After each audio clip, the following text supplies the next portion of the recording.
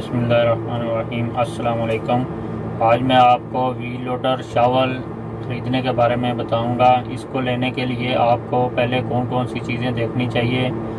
आपको लेने से पहले आपको पहले डिमांड पूछनी है। डिमांड पूछने के बाद आपने मशीन को देखने के लिए जाना है और इसके बाद आपने जब मशीन के पास जाना है तो इससे पहले इसमें देखना ये है कि इसकी बाकट तो ठीक है और बाहर से आपने घूम के देखना है कोई डैमेज तो नहीं है, कि किधर से ग्लास तो डैमेज नहीं है। इसके बाद आपने इसकी बाकट चेक करनी है, बाकट बिल्कुल ठीक है। और इसके बाकट के दांत चेक करने हैं, इसके दांत कोई टूटे हुए तो नहीं या घिसे हुए नहीं हैं। तो ये चेक करके इसके बाद आपने दांत के बोल्ट चेक करने हैं, बोल्ट कोई टूटा हुआ तो नहीं है या घिसा हुआ नहीं है। ये चेक करने के बाद आपने इसके बाकट के ऊपर जो जैक है, जैक की सीलें चेक करनी है, सील लीक तो नहीं है। सील लीक चेक करने के लिए आपने बाकट भरनी है, भर के फिर आपने बाकट को गिराना है। गिरा के ऐसे 2-3 बार करेंगे, फिर आपको एक टिशू लेके टिशू मारेंगे जैक के ऊपर, आपको फिर भी पता चल जाएगा। नहीं तो वैसे भी ऑयल थोड़ा आएगा और मट्टी ऊपर जमी होगी, इससे भी पता चल जाता है। ये चेक करके जैक, इसके बाद आपने इसको बाकट को ऊपर नीचे करना है। इसकी पिन्ने चेक करनी है, पिन्ने कोई डैमेज तो नहीं है।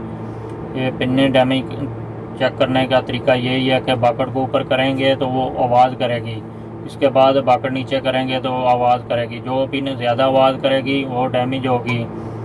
और यही तरीका है इसका पिन चेक करने का।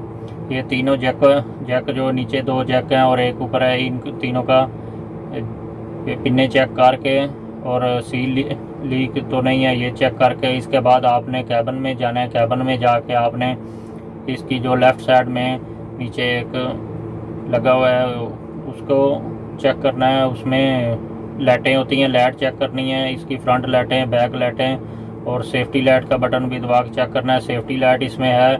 उसके बाद आपने राइट साइड में जो गेयर है, गेयर वाला लीवर है, लेफ़्ट साइड में लाइटों वाला लीवर होता है।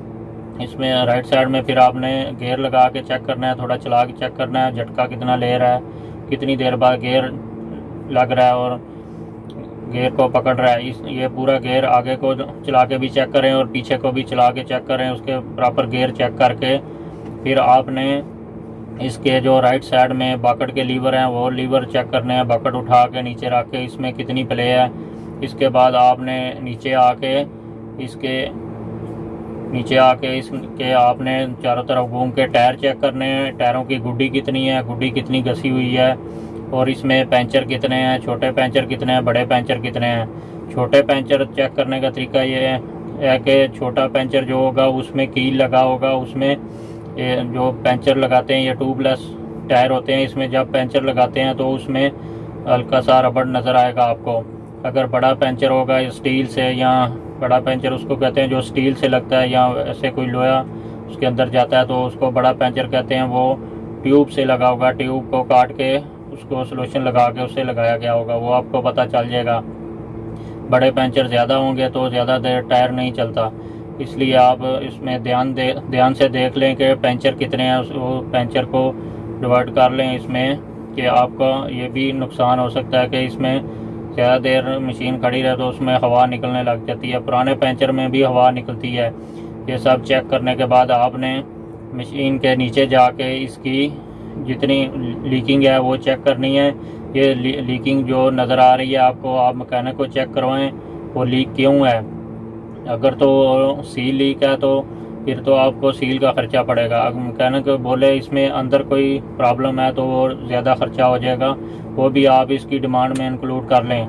इसके बाद आपने पीछे रेडिएटर चेक करना है, वो बंद तो नहीं है। हाइड्रोलिक पंप चेक करें, ये सारा चेक करें। इंजन चेक करें। इंजन चेक करने के लिए आप बाकट भरेंगे तो आपको पता चल जाएगा। अगर बाकट भरने के टाइम अगर पीछे से ब्लैक धुआं निकल रहा है तो इसका इंजन डाउन है। अगर डार्क ब्लैक निकल रहा है या कम धुआं निकल रहा है तो इसका इंजन में पावर है।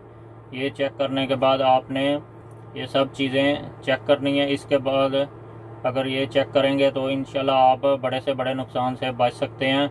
ये चेक करके ज़रूर लें। अगर फिर भी किसी का कोई सवाल है तो आप कमेंट में ज़रूर पूछें, मैं इंशाल्लाह जवाब दूंगा।